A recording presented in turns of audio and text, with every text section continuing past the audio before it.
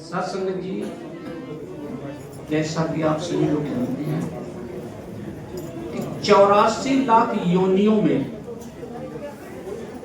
मनुष्य ही एक ऐसी कृति है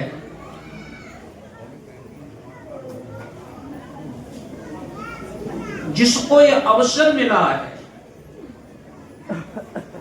कर्म योनि मिली है, कर्म भूमि मिली है।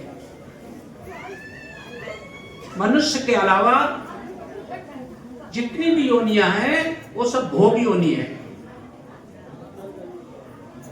केवल हम लोगों को ही एक कर्म करने का अवसर मिला है कि कर्म के द्वारा हम अपने को उन्नत कर सकते हैं और अवनत भी कर सकते हैं। तो सत्संग जी,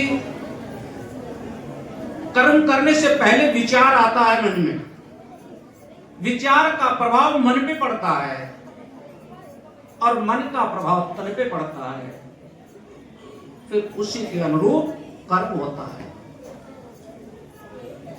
तो सत्संग जी, इस मानव जीवन में कर्म को प्राथमिकता दी गई है। हम सबको सिखाया जाता है, सब बताया गया है कि भाई सत्संग, सेवा, सुमिरन। लेकिन महापुरुष ये भी लिखते हैं कि कथा, वार्ता, कीर्तन ये सत्संग न होए, सत्य जान सत में रहे, सत्संग कहावे सोए। तो सत्संग जी, सेवा शब्द आया है। सेवा कैसे उत्तम हो, अभी सेवा की ही बाबा शिवमंगल जी के बारे में सबने जो विशेषताएं अनुभव की हैं उसी को साझा किया है। क्या बताइए उनके बारे में? उनका आचरण, उनकी सेवा, कैसे सुधार हुआ।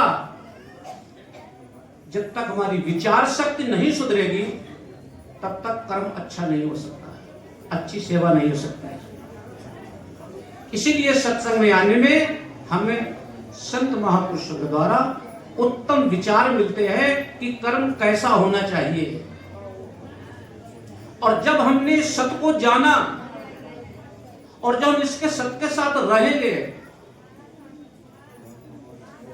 तो वह विचार तो उत्तम हो ही जाएंगे। बात आती है सुमिरन की। सुमिरन क्या? इसको जान के, इस स्व को जान के इसमें रमण करना। हम इसके साथ रहें, इसी में रमण करें।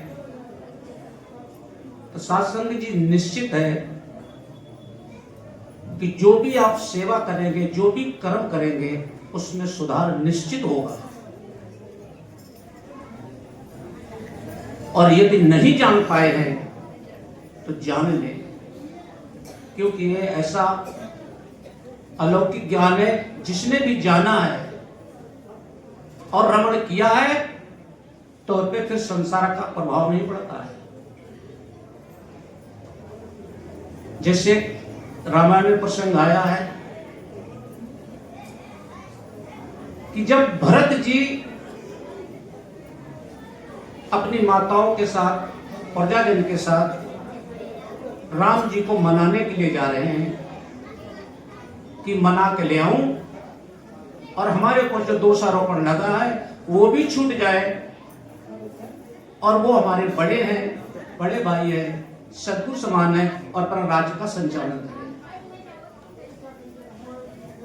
तो ये सभी देवता भी जानते थे कि भरत ऐसे सक्षम पुरुष है, इनको हिलाना बहुत मुश्किल है। तो देवताओं ने योजना बनाई और सबने ये विचार किया कि भाई मां सरस्वती को याद किया जाए। उनका आवाहन किया और उनको बुलाया और उनसे विनती की कि हे माते, हमारे इस कष्ट में, कष्ट समय में मेरी मदद करो। बोले बताओ क्या मदद करनी है? कि आप भरत जी की मति को बदल दो।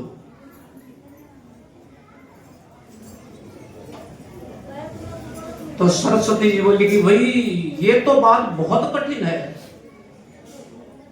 जिसके हृदय में आठों पहर ये निराकार रमण कर रहा है,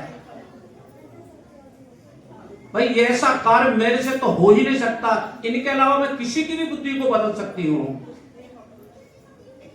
तो कहते हैं सुनो सुरेश उपदेश हमारा, सुनो सुरेश उपदेश हमारा,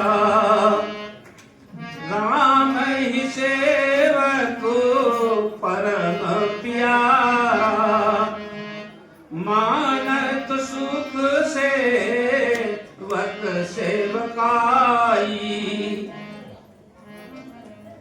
सेवक बैरु बैरु अधिकाई।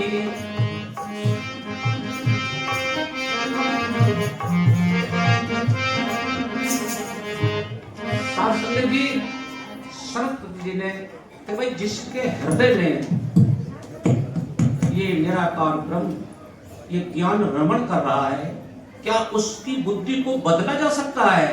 तो मेरे बस की बात नहीं है। और उन्होंने हाथ जोड़ लिए और अंतर ध्यान हो गई। तो शास्त्र जी कहने का भाव ये कि ऐसा अलौकिक ज्ञान पाकर भी हम अगर कहीं भटक जाएं तो बड़ी शर्म की बात है। हम सब बड़े भाग्यशाली है, बस ये ज्ञान मिला है, इसी में रमण करें, इसी में चिंतन करें और प्यास बोले जय श्री मेहताब, जय श्री मेहताब, जय सात संगत जी, जय।